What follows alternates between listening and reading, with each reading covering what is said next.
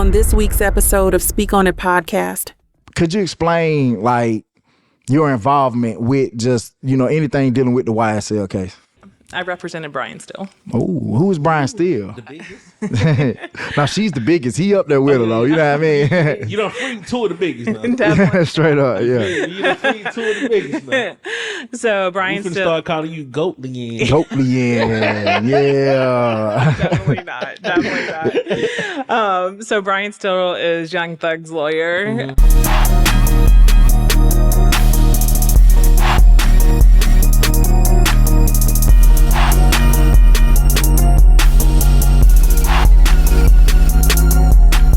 Speak on the podcast. Speak On It podcast.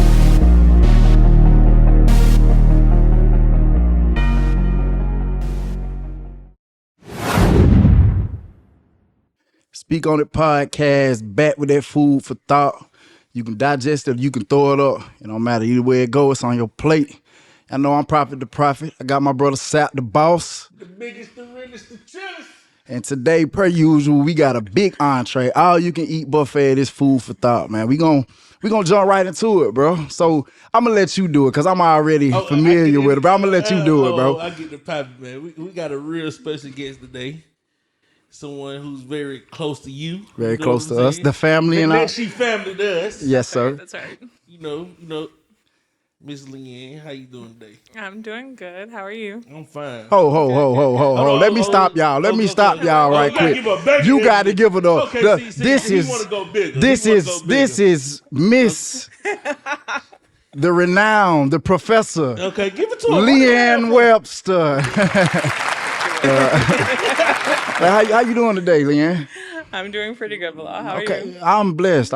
So I don't want to, I already just went on ahead and piped up for you right quick, but we going to pipe them up a little bit more so people can actually listen to you and actually acknowledge like that you know what you're talking about. So give us some of your accolades. Okay. I'm a criminal defense attorney here in Atlanta. I went to Emory for undergrad. I went to Harvard for law school. And then I've been a criminal defense attorney since 2015.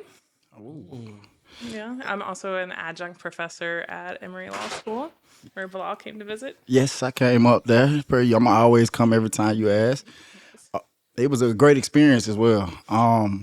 So how did you get from, like, where are you from originally? I'm from Overturn, Georgia, which is like a tiny town. It's like 4,000 people in Northeast Georgia. I ain't never heard of that. What's it called? What'd you say? Elberton. Elbert? Elberton. It's the granite capital of the world. Granite. Granite. Okay. Shout out to them because y'all produced her. Yeah. You know, shout out to them. If it wasn't for her, we wouldn't know you. Yeah, man. Where was, like, how did you get all the way from that town to Harvard, though? Yeah, I was pretty wild, I think. I knew I wanted to go to law school like pretty early on, like in 7th grade, mostly because a teacher said, Leanne, you should be a lawyer because you always have like reasons to support your arguments. That's fine. Yeah, but now I think it was an insult. So you want to bet? I got something for you. Yeah. Exactly. So you She's took like, the you're perfect super challenge. annoying. Yeah. And so I went to college at Emory. I knew I wanted to go to law school, except for I sort of had decided my senior year I wasn't going to go to college, or not to college, to law school. And so I had been accepted at some of the like Ivies for law school, but I decided not to go. I was going to go to grad school instead. But I was in the middle of my like Emory graduation, like sitting outside. And it was like back in the day, we still have flip phones. And I get a call from a 617 number. So I just like answer it. It was like literally during the middle of the ceremony still. And I answered. I'm like, hello. And they're like, hey, this is Harvard Law School. We wanted to welcome you to the class of 2010. And I was like, Oh, yeah. I'm in the middle of my graduation right now. Yeah. Can I call you back? Yeah. So it was really funny. And then like after the ceremony ended, some girl came up to me and she was like, did you hear somebody got into Harvard during the ceremony? And I was like, yeah, girl, it's me. So yeah, it was a That pretty made wild you trip. feel good, didn't it? Yeah, Harvard though. The only thing I know about Harvard is how high. Yeah, that's what I was just about to say. Is Harvard anything like? Because I might need to enroll if it's like how high. I need to go check them out. I think I might not have seen how high. Oh, okay. So We just gave us a game. You gotta check that out. gotta check that out. Okay. You might see one of your classmates. Yeah, for real. I like that. So after, I don't think people caught that right quick. I'm gonna bring it back a little. You said you did your grad school at Emory, right? My undergrad at Emory. So I got a bachelor's degree at Emory. And you had adjunct professor where? At Emory. So you pop back up on them folks. Yeah, pop out. That's how you pop out and show people. You know what I mean? Yeah. Yeah, they're hard. I'm saying, so like, you already talked about your inspiration as to what inspired you to go to law school. Was it difficult? Was it difficult?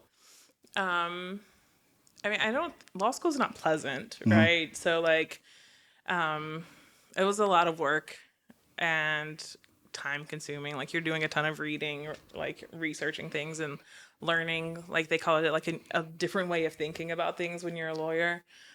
So it wasn't fun. It was a ton of work. And then, you have to like go to college, take the LSAT, get into law school, do all the work. And then when you graduate from law school, you don't even really know how to be a lawyer, right? Like they don't actually teach you like, here's how you write a brief or here's how you write a motion, right? It's sort of like theoretical things about the law. And so you have to learn all that, right? When you get out. And that's after taking the bar, of course. So, you're really figuring all that out like as you're working. Experience. Yeah, exactly. Okay. That makes sense. So I'm going to ask you, for people who don't know, what kind of attorney are you? Yeah, I'm a criminal defense attorney. All right. So I represent people who are charged with crimes, but most of the time I do some like trial level work where people have been charged with crimes, but nothing has happened yet. But I mostly do appeals and post-conviction stuff. So people who have gone to trial and been convicted.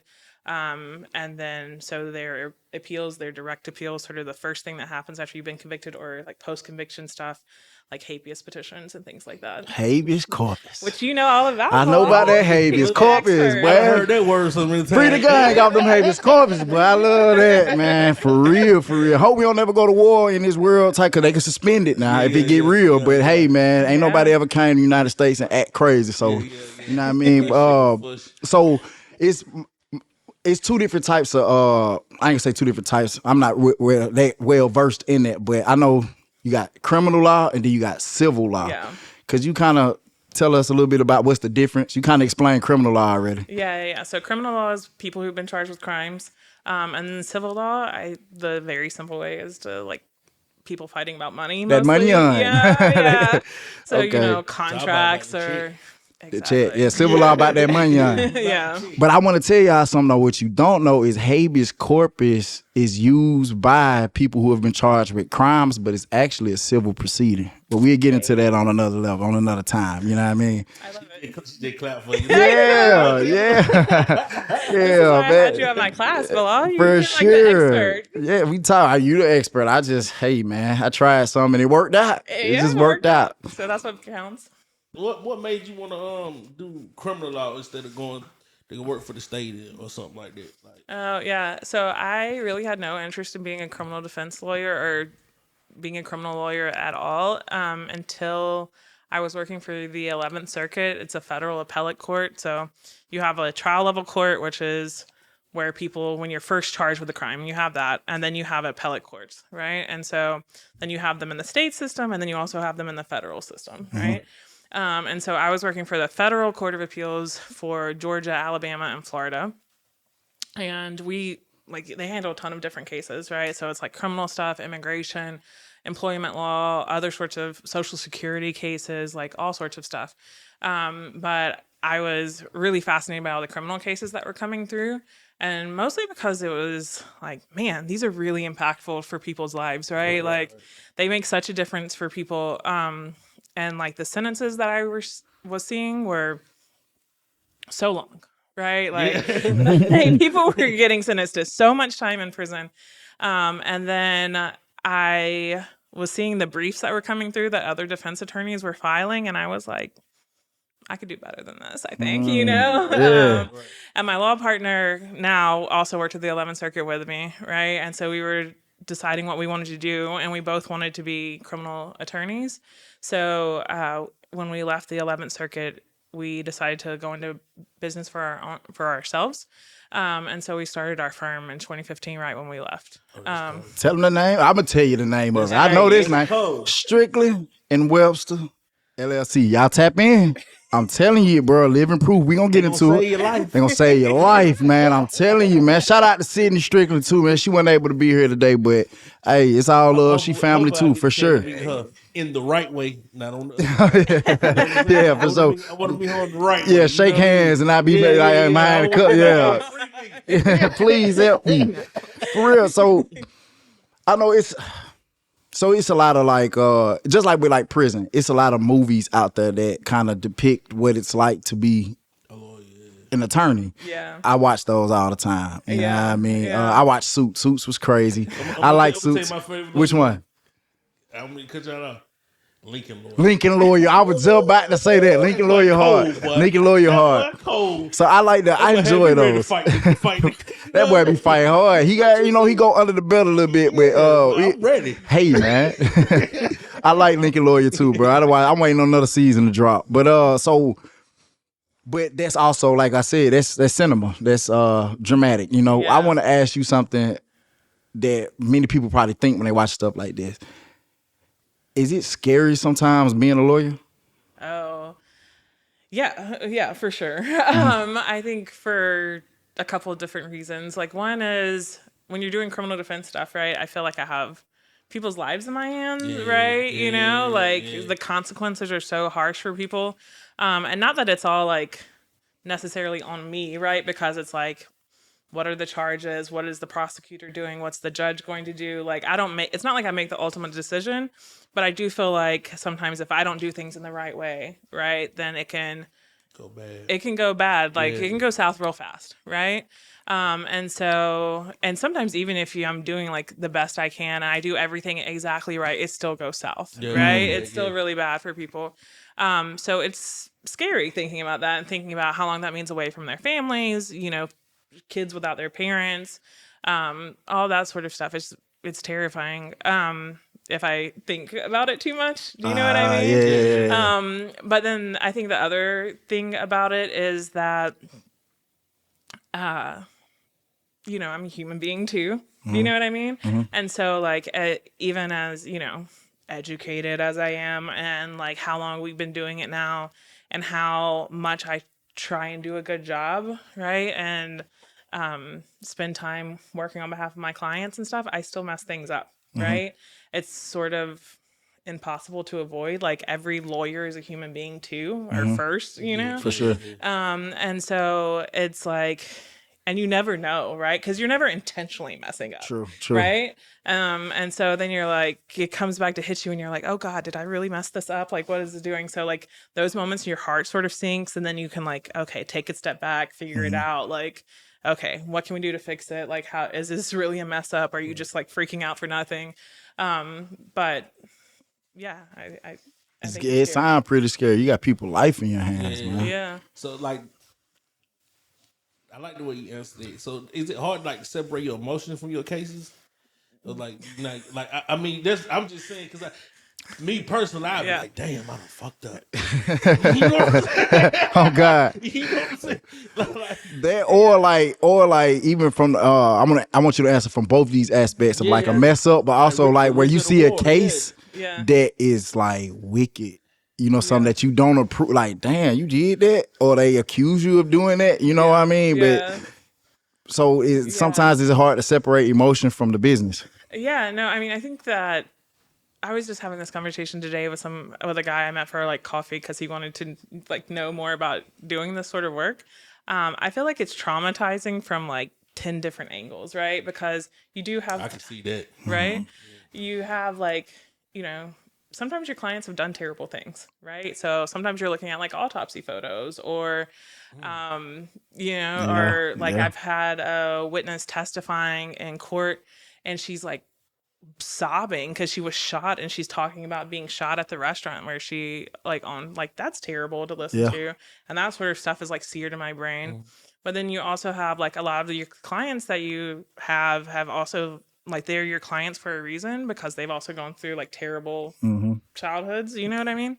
And so that's sort of traumatizing because you're dealing with someone who's like so damaged in a way, right? And I think a lot of our clients would not be our clients if they hadn't been through that sort of thing, right? And so I say this somewhat a lot, but people are sort of like, you know, it's easy when someone's an adult, right? And you're like, how could you do that thing? And you should know better by now. And it's like, we have to protect society from you, right? And it's like, well, no one protected that kid from society when they were a kid. Right, you know what I mean? Yeah. So there's a lot of like emotion involved in like dealing with that.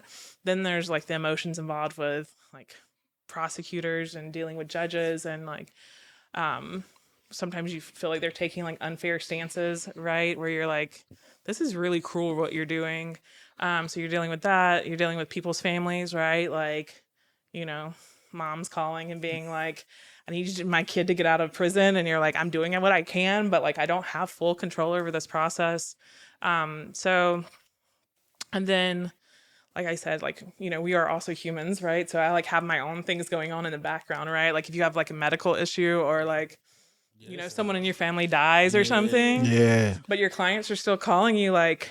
It sounds like a lot to deal with. That's a lot. How do you? You in therapy, ain't you? Oh, yeah. Oh, there you go. We know because we're in therapy as well. Yeah. Hey, therapy.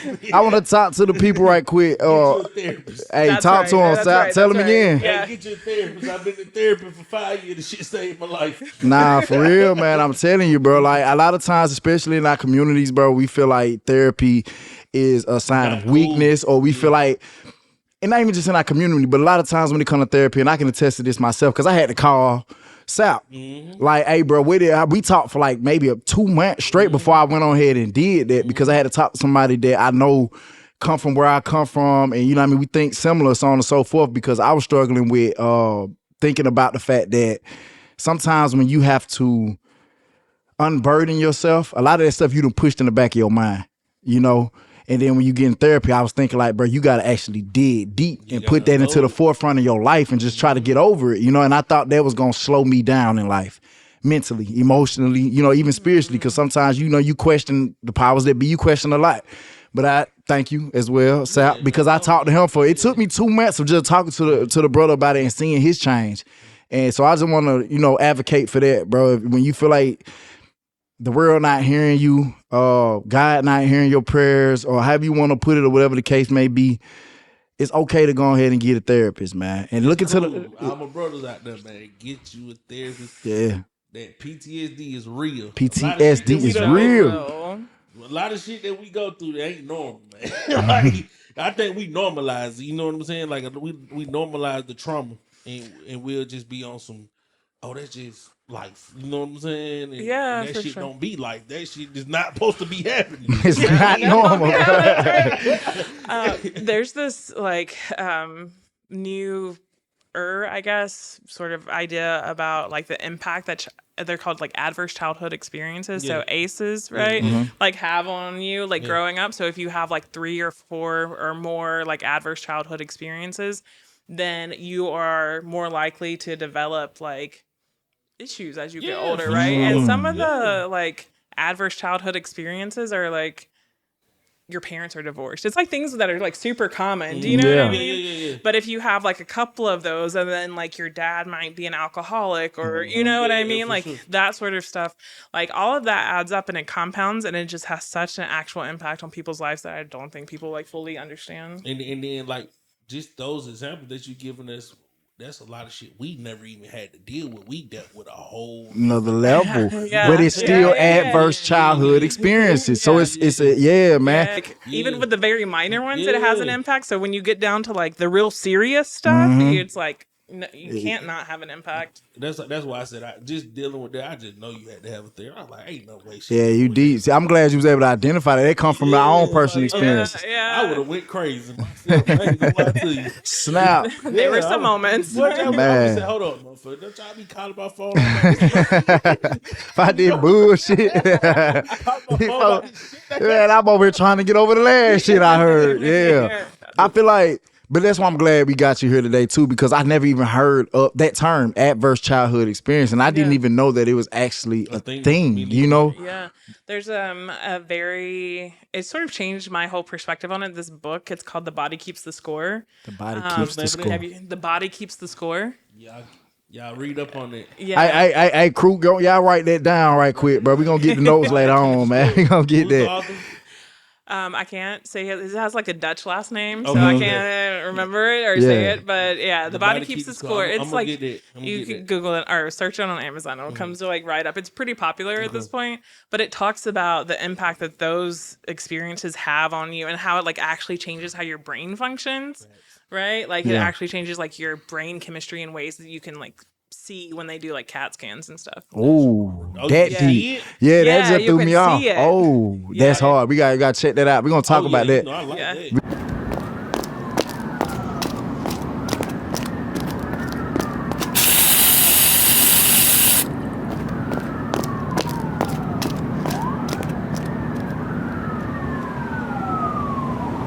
I want to ask you another question. Like, when we talk about the Constitution, Okay.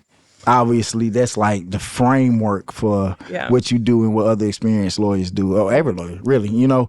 But I think it's a very important thing for us as the people to understand what the Constitution is and what the Bill of Rights are, especially, you know. Yeah. So coming from such a renowned individual as yourself, could you kind of, you know, give us as best in layman terms as you can what the Constitution is, you know, what it means? Yeah. So I think the easiest way to describe it is that it's a document, right? And it lays out basically how the country's supposed to function in like a big sort of overarching sense, right? It talks about the president, the Congress, right? The Senate and the House of Representatives. And then it talks about the judicial branch, right? And so it lays out how it's supposed to function.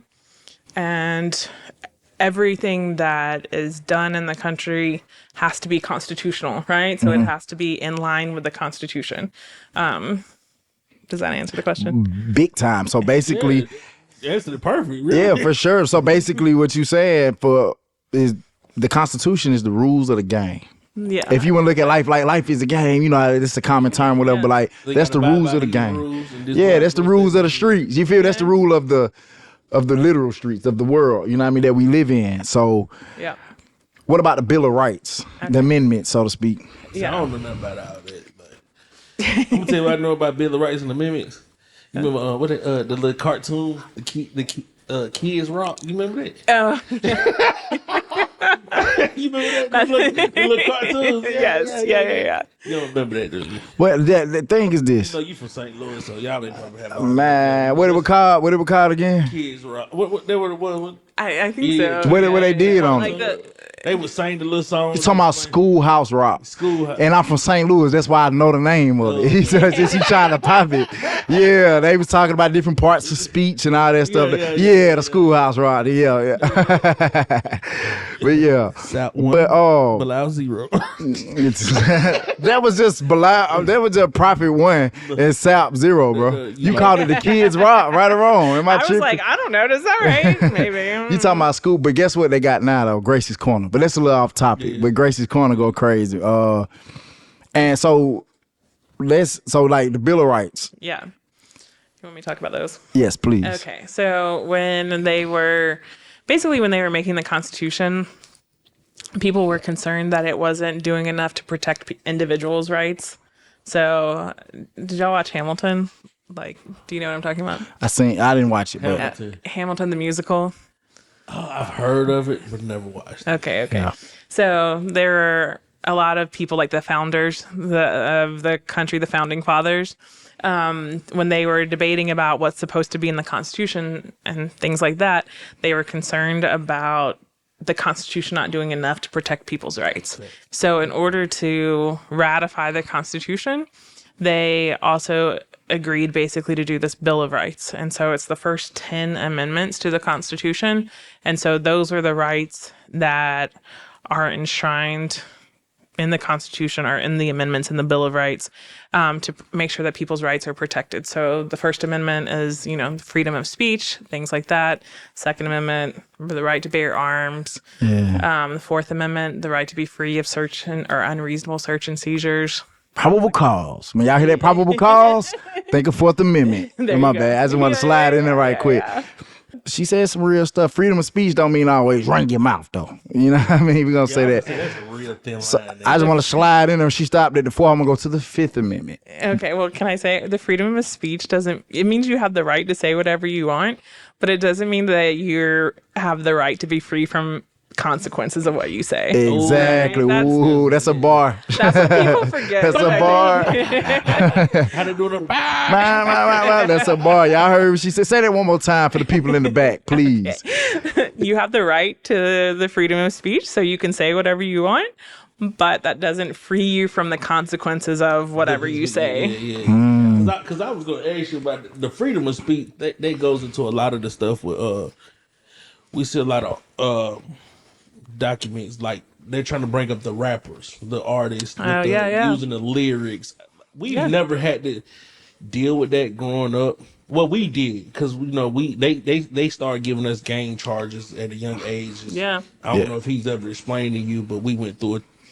They formed a whole gang unit around our friendships. I didn't realize so that. they like in Douglas County. So they in Cobb and Fulton. So but they used a lot of our lyrics in our music and stuff like that. But we didn't understand it at that point. We was juveniles. You know what I'm saying? Yeah. Like we didn't understand that we couldn't say we was gonna go do this and they weren't gonna bring it up in court, because they bring it up in his trial. They bring it up in my brother's cool trial. That was a completely different trial. Yeah. You see what I'm saying? Yeah, So that's what like really made me like, okay, this shit really do matter. It's consequences for the stuff that you say. You know what I mean? But there's a lot of debate about like whether or not you should be able to use rap lyrics, right? Yeah. Because, well, one, like no other form of music gets used in the same way, For sure. right? It's only rap music, right? And so like what's my boy? I shot the sheriff. Yeah, The exactly, reggae. right? That's reggae though. Yeah. That's reggae. Yeah. But Taylor Swift has a song about killing somebody, Yeah, right? yeah, No for one's sure, like, for sure. oh, Taylor Swift's gonna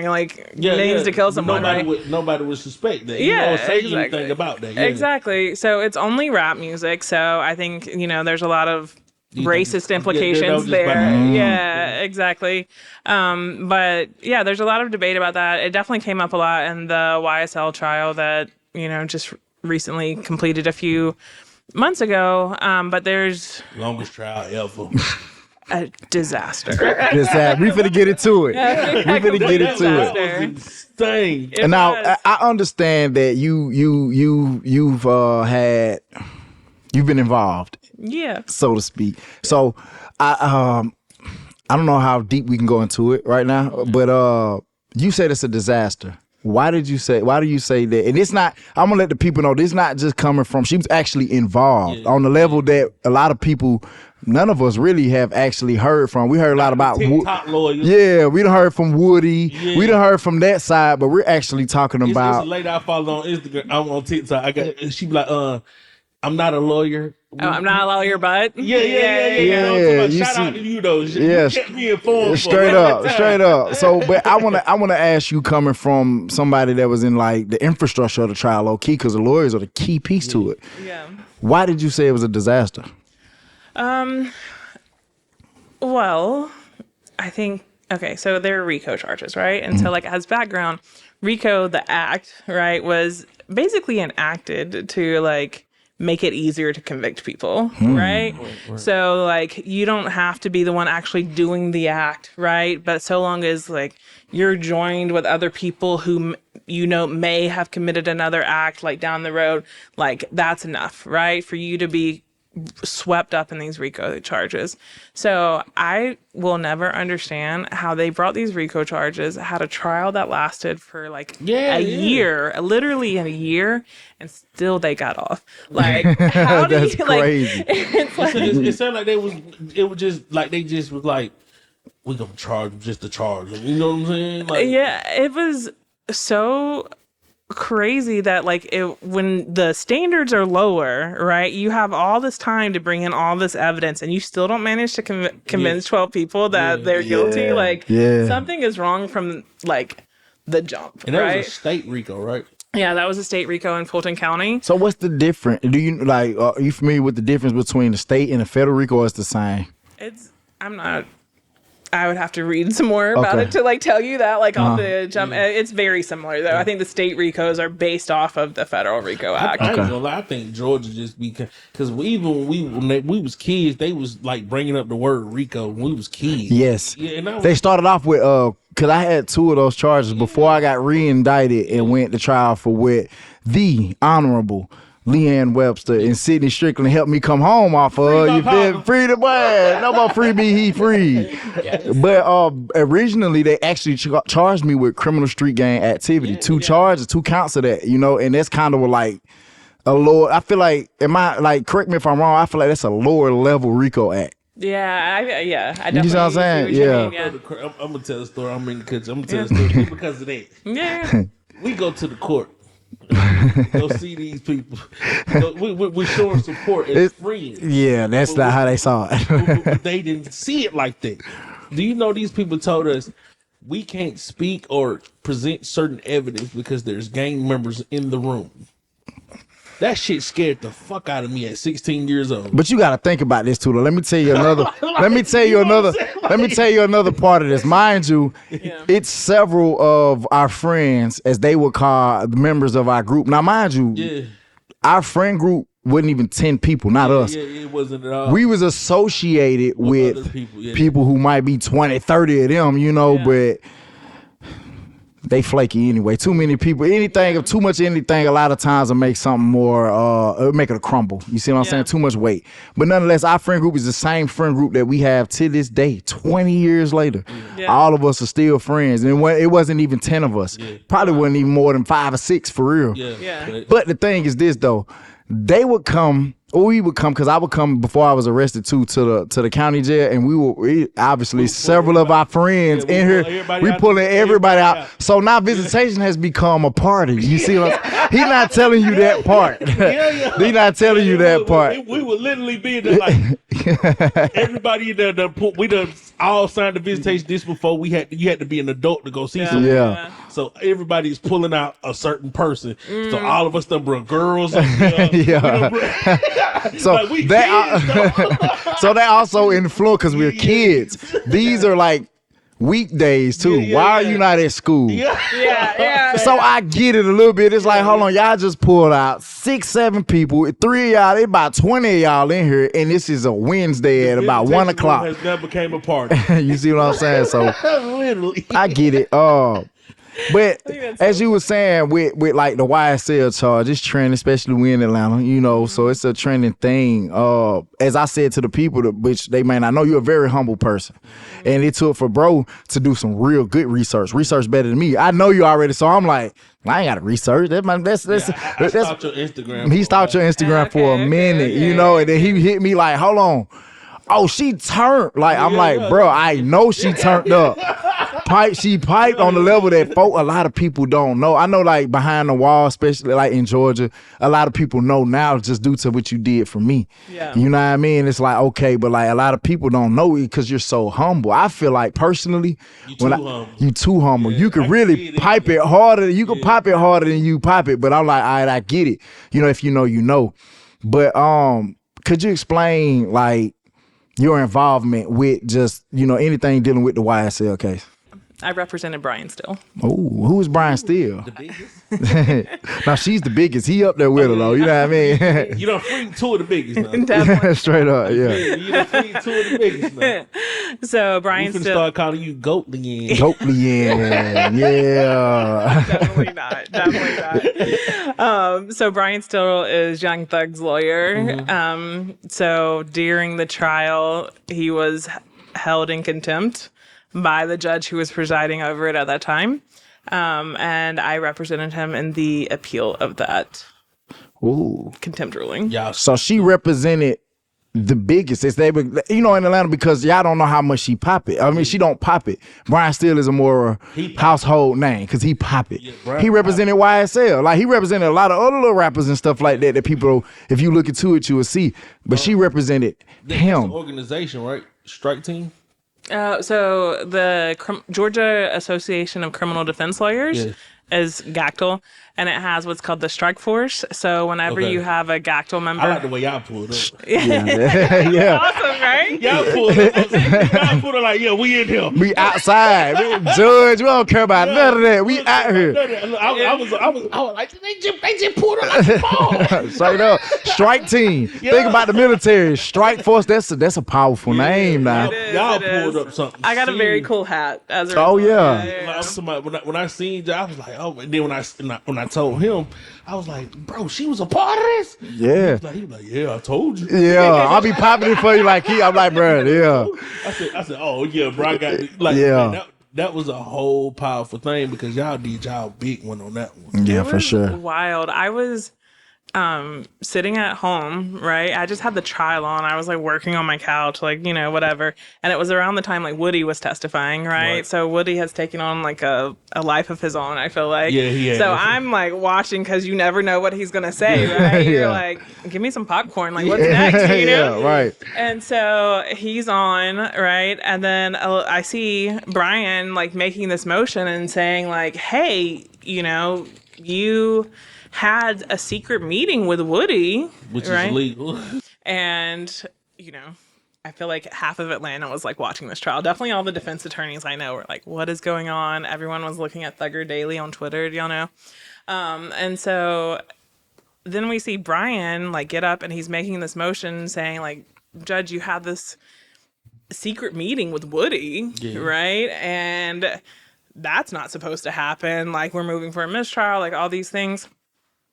And the judge is immediately like, tell me how you knew, right? Tell me how you found out, right? Yeah. And so He was like, I ain't finna tell you. Like Brian said, I ain't snitching.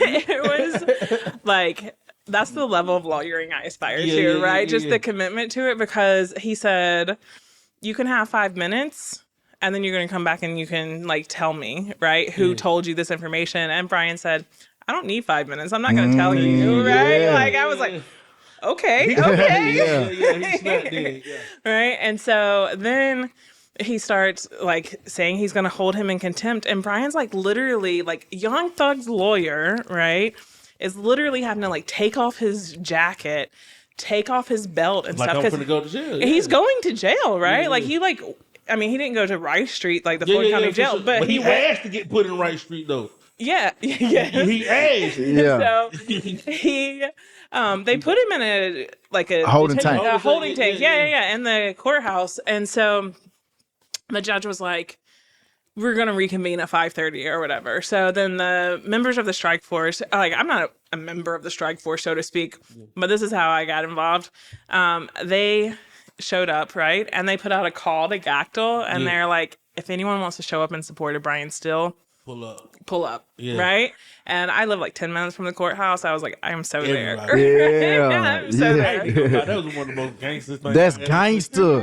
Think about that level of gangster though. Like, in the streets, when you say gangster, it's like it's associated with stupidity, actually. But that was some gangster shit right That's there. like in our culture, we're like cuckoo. You know what I'm saying? Yeah. Like, we did, like, cuckoo. And them folk pulled, and he ain't even had to say nothing. Yeah, Think about it. He ain't even had to say nothing. Yeah, that was, yeah. I mean, like, Brian is sort of what we all like aspire to be, like I said, right? So when you see him like getting threatened or like not threatened. He was literally put in jail for like doing his job. For representing his client. Yeah. And you're like, oh no, this isn't gonna work. You know? For sure. So I showed up for the rest of it, and there were like 20, 25 people. I don't know if y'all could tell if you were just watching, but they wouldn't let us in at first. Yeah, right? You remember? Yeah. So the Ashley Merchant, who is a total badass, I love her so much, was arguing, and she's like, there are like 20, 25 people out here, right? That want to come in. And they didn't want to let us in, but I think she was like calling them out. So finally they're like, okay, come in. Yeah. So then we all like filed in, and it was like a whole section. And then they're arguing like all the reasons why they're wrong, right? Yeah. He clearly didn't know what he was doing in terms of issuing a contempt order because there are, rules about how it's supposed to go. He was more concerned about who told. That was the only thing he was concerned with, right? He was.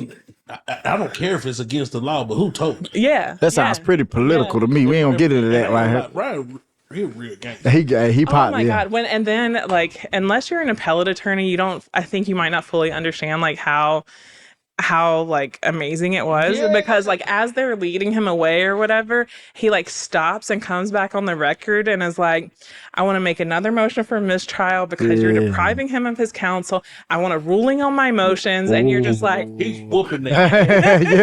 yeah. Like when I tell you I tuned in, I'm at work. I worked 12-hour shifts. Yeah. He was whooping they. Brian, he wasn't playing with them folks. He wasn't playing. I think all the lawyers that was on the trial did amazing. Yeah. First of all, you know what I'm saying? For sure. But it was just, I just think that they just had it out so much. Like in ways that don't make sense. Yeah, like but we've been through that. So we understand that like we didn't have Brian Steele in the strike force and Gacto behind us. That's the reason you had to go back and get him. Yeah. Save me. Yeah. Don't let the ship go without me, man. I'm still back here. But man, like that's just amazing to watch y'all do that and just to watch y'all, you know what I'm saying, fight for like because a lot of us we don't know about. Legal fees and how to go contact the lawyer. So I ain't even gonna lie. If I ever get in some trouble, call me. That's fine. I'm just like, I don't care if it ain't even what your case, you gonna point me in the right. Straight up. That's right. We do try and point people in the right direction. Hey, one thing she already know, you know what I mean, not to say too much, but I had to hit her about some stuff, recently, and she pointed me in the right direction, man. Yeah, Sersky. But man, when I tell you, I really appreciate for everything that you did for our family because. For one, he's like the youngest out of our crew. You know what I'm saying? Yeah, he's the youngest. Okay. He's been the youngest, but he never hung with people his age. Okay. So he would be like, my little sister is like a year under him, so he would be the one. I would, hey bro, watch out for my little sister. You know what I'm saying? I got her. Yeah. But he always hung with us. Like, but I just really want to appreciate you just for sticking beside him and going through all this because you really brought him back from the dead. You know what I'm saying? Like we call it dead because he, you know what I'm saying, he never stopped fighting for himself. Yeah. You know what I'm saying? But I ain't even gonna lie, at one point I was just like, man, bro, you know what I'm saying? Like we gonna have to come in there and just do something. You know what I'm saying? Like, you know what I'm saying? We're gonna have to do something because like at this point we on like year 13 and you know what I'm saying? To this amazing day I got a call one day and my brother was like, hey, I'm going back. You think you can do this for me? Who was like, yeah. And then like 2 days later, he literally like, oh, bro, I get out in 6 months. And then a day later,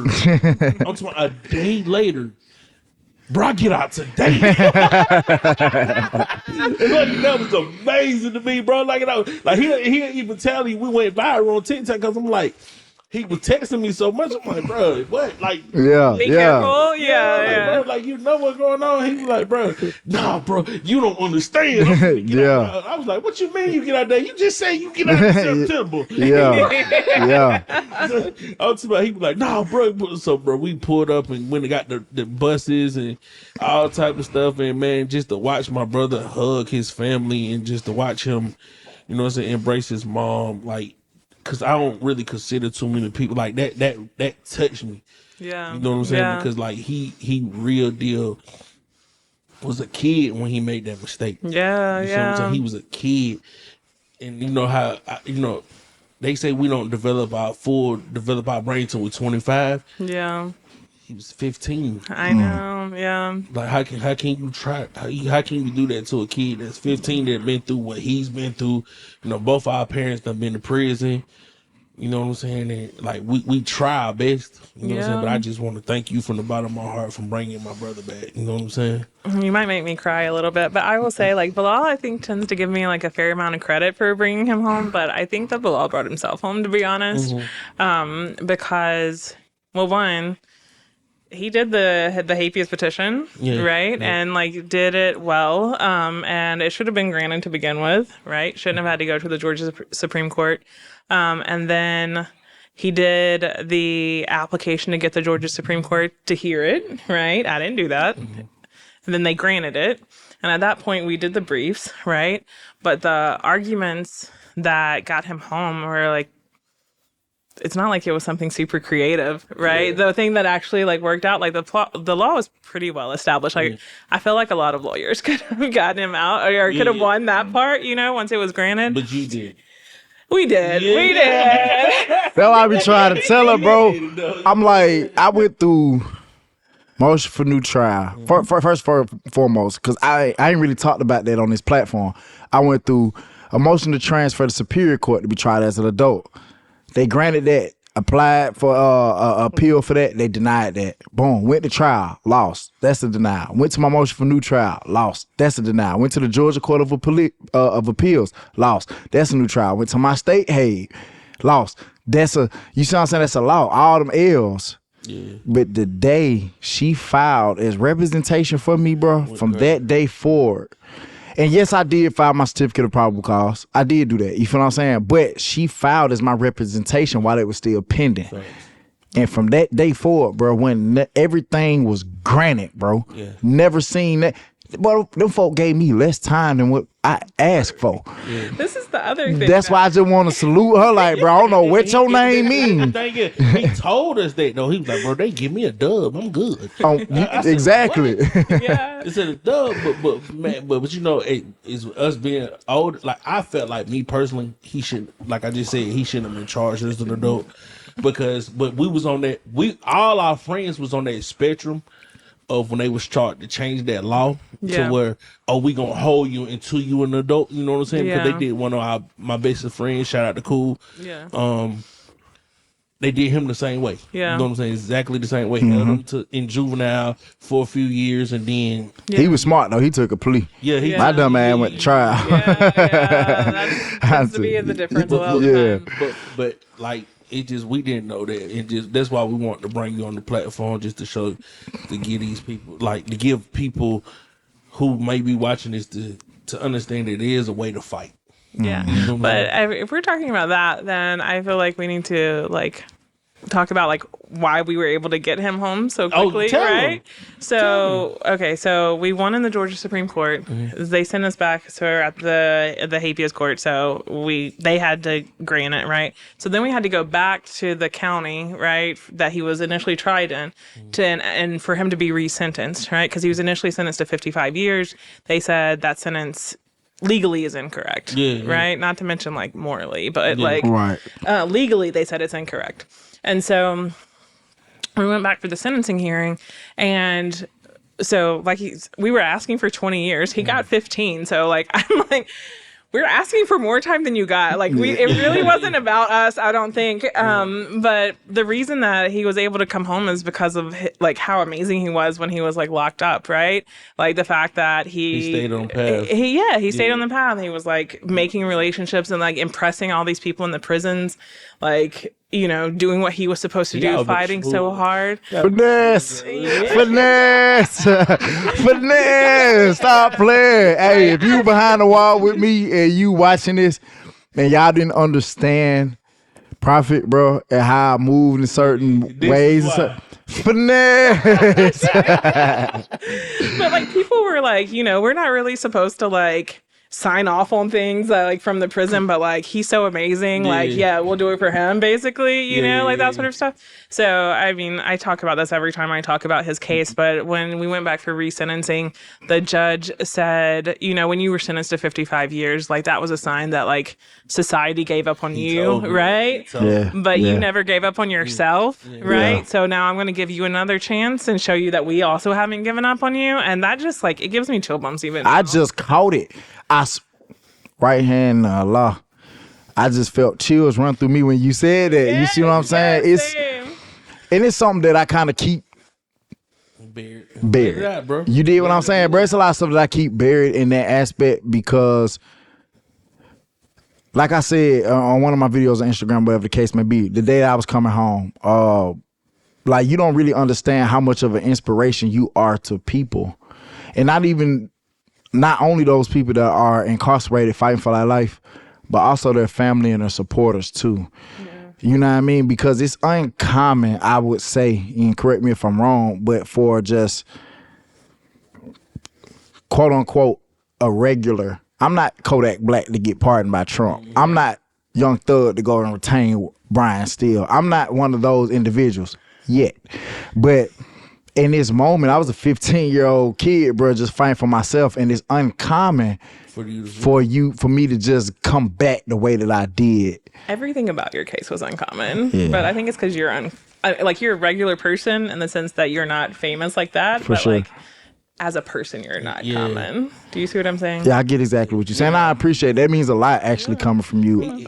He always been like that. Don't boost the head up. You know what I mean? It ain't a boost, bro, because you hear it and you hear it too. Yeah. We be the same crew, bro. We always move the same. It's just like, but it's normal. You know what I mean? To the extent, but I do recognize my blessings. I don't want to act like it's just like, oh, there's no. I do recognize that it was a total blessing because we was preparing for a whole federal case. Yeah. Honestly, because I looked at statistics, men lie, women lie, numbers don't. Yeah. And the fact that I hadn't retained her before I did my CPC, for those who are fighting in a habeas corpus petition or families who have representation or any of that in a habeas corpus, bro, CPC, certificate of probable cause in Georgia, is mandatory to file in order to fulfill certain requirements, and that's a mandatory requirement to get to the 2254, which is a federal habeas corpus.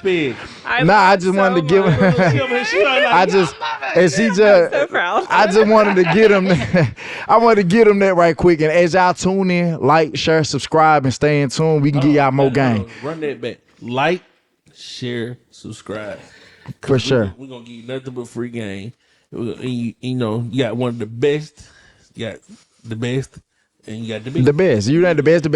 You know what I mean? You got a triple. It's like, but I do want to say that I do recognize my blessings, and I appreciate that, and I do understand the hard work that I did put in. You know, but I also do. That's why I always give you the big ups, so to speak, because I do know everything that I went through prior to you coming into my life. You know what I mean? Accepting my case, because you didn't even have to do that. You see what I'm saying? I had lawyers I've had Brian Steele turn my case down. Oh, dang. But I understand I'm not where they were. You know what I mean? I get it, you know. Lie. The money he getting now would have turned the case down. You get what I'm saying? Yeah, for sure. That's priority. But also, what they told me was that he wasn't doing appellate cases at the time. And I get it, bro. You know what I mean? You got a lot going on. That's cool, but I ain't mad. I just went and got the one I feel like really.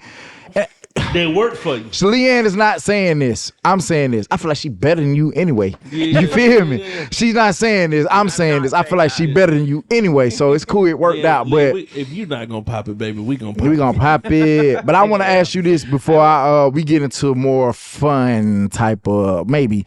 Okay. But can I just say I think we're a good team. So like you couldn't do it without me, and I couldn't have done it without you. 100. Yeah. So how did you feel about that case though? Sap actually brought that up a while ago, and I was like, damn, I never even asked her how did she feel about my case. Yeah, I mean, how else are you supposed to feel about like a 15-year-old in prison? I felt like it was terrible. Is that what you mean? How did you feel about the result? About you walking out? Yeah, like just amazing. Everything we went through. That's how I feel about that. Amazing. I like that word. No, I feel like you can tell right now, like it still like brings a huge smile to my face when I think about it. Having you come to my class at Emory gives me a lot of joy. Is being here doing this.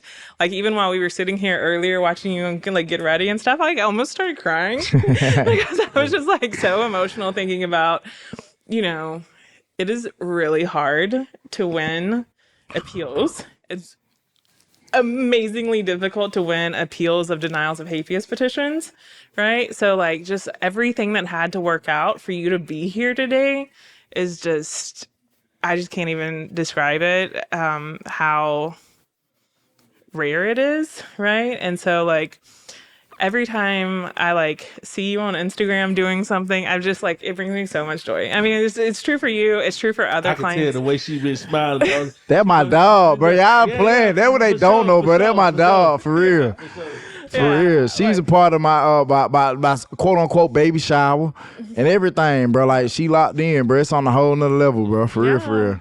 Like there is, like we've been very lucky to have like other clients who get out too, who have been facing, really long sentences. And then just I love following y'all on Instagram and stuff and just like keeping in touch and seeing your like how people like are living their lives. Like one guy called one day from like the back of a jet ski and he was facing a 30-year prison sentence and we got him out. And I was like, it just brings me so much joy to see people like out living their life. Like seeing people like get married and have kids and stuff and like all of this stuff. All they could have been torched. Right? Like, like they were like a whole human being was born off. Exactly. For sure. Shout out to E-Son. Yeah. Shout out to Easy Money. I'm gonna ask you as we get to the closing of the segment. It's two questions I want to ask you. Okay. And I'm gonna start with one. Okay. One is if you had to change any law, what would it be? So I think I have two answers. One is in federal court when someone has been convicted of a crime, no matter what happens after that, there's no way to get that off your record, right? Like there's no like first offender program in federal court, things like that. So I feel like people should have a way to get it off your record, right? It shouldn't define you for the rest of your life just because of how many consequences there are to just having a felony on your record, right? So I feel like that's one. And then I think the others is like there's a couple of different laws that are like that, but sort of like the 3-strike laws, career offender in the federal courts and the guidelines are the Armed Career Criminal Act, like those sorts of things. I feel like it doesn't matter sometimes like how long ago the crime was or if it was, 15 years ago or whatever. It can still be used to like to jack your sentences like way up. And I think, those were enacted when there was the idea that just like sending people to prison for a really long time was the way to fix crime. And I don't think that's true. So that's right. I like that. I need to change that, man. She ain't just no Rudy Poo. She got a reason for saying this. Now she fight this shit. She deal with this every single day. You know what I mean? So y'all look into that. Whoever the Congress. You know what I mean? Look into it. But also, my second question is this. Yeah. And I'm going to leave it at second because now I got like 5 more. But I'm going to just say that's my second question. I'm going to leave it at 2. You don't have to come back. Yeah, you got to come back. You definitely going to have to come back. My second question is this. And let me say this before I ask this question. Yeah. Obviously, our show is geared towards our culture. Yeah. You know what I mean? Yeah. Look around. Yeah. You know what I mean? And it's something that we understand because we are a part of it. Yeah. But our objective is to redefine what it means to be black. Okay. You know what I mean? Right. But we don't have the experience nor the accolades or the credentials that you have. You see what I'm saying? So obviously a lot of our stuff that we say as it, pertains to the law or the legal system, would come from personal experience and bias, So a lot of our viewers will probably actually hear what you have to say and actually listen to it harder. I want to ask you, what do you think about the 13th Amendment? The ending slavery part, I think that's good. Yeah, I think that goes without. You wouldn't even be here if you didn't feel like ending slavery was it a good thing, no, you I know. wouldn't. But I'm more so talking about not for a lot of people that don't understand. We serve as a liaison for the streets because we can understand. A liaison is like somebody that can understand things on a higher level. And then bring it to you in your language. Right. You see what I'm saying? So that's also what we do, you know. And when it comes to those amendments, you can research them and you'll see a lot of majority of the amendments actually have different parts to it. So the 13th Amendment is the amendment that ended slavery, the Emancipation Proclamation, so to speak. You know what I mean? But it's also another part in there. And don't quote me on this. I'm gonna paraphrase it, but I feel like it's pretty much in line with what they're saying. They're saying that you are not to be subjected to involuntary servitude unless convicted of a felonious crime. And in other words, for majority of our viewers, if your ass get convicted of a felony, then you can be held to have to work for whoever got your ass for free, Like a slave. like a slave. It's what we say as a slave. slavery. Legal slavery, bro. But I'm going to ask Leanne how she feels about that part of the, of the actual 13th Amendment.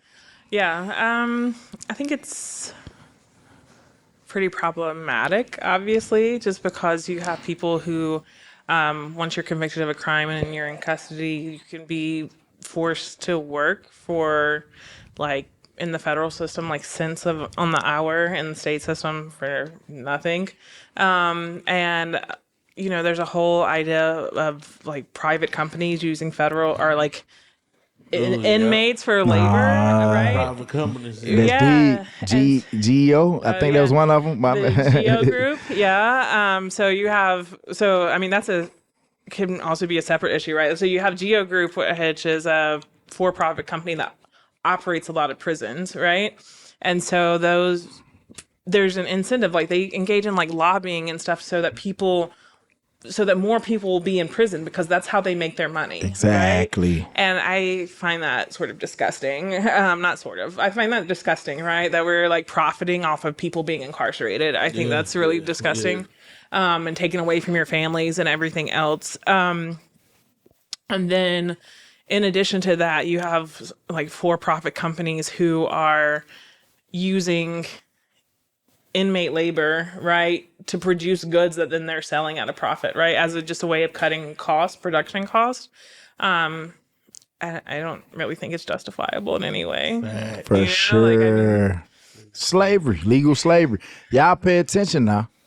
Just pay attention, bro. We got a renowned giving you the game. Yeah. Food for thought, man. Digest it or throw it up. Your choice. We just put it on your plate. You hear me? Tell them put on that plate, ain't it?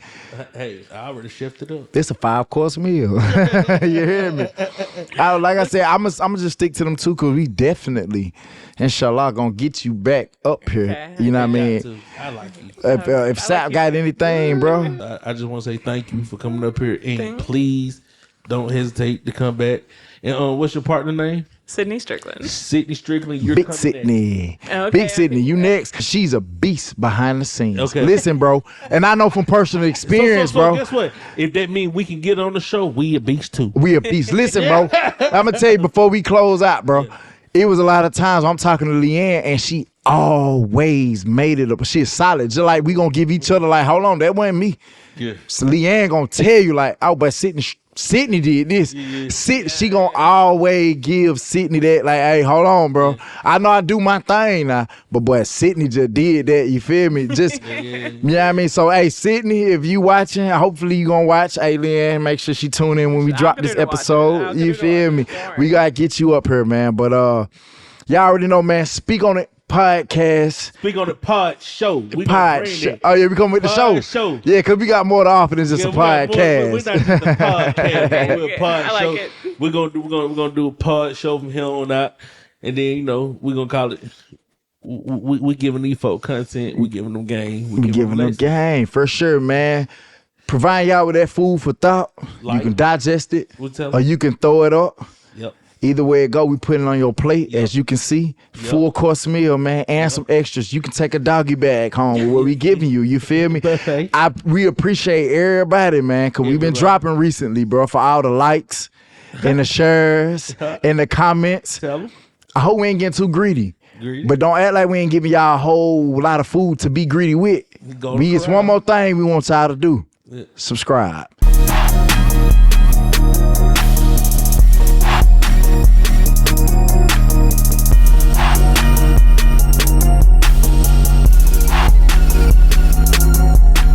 Speak on the podcast. Speak on the podcast.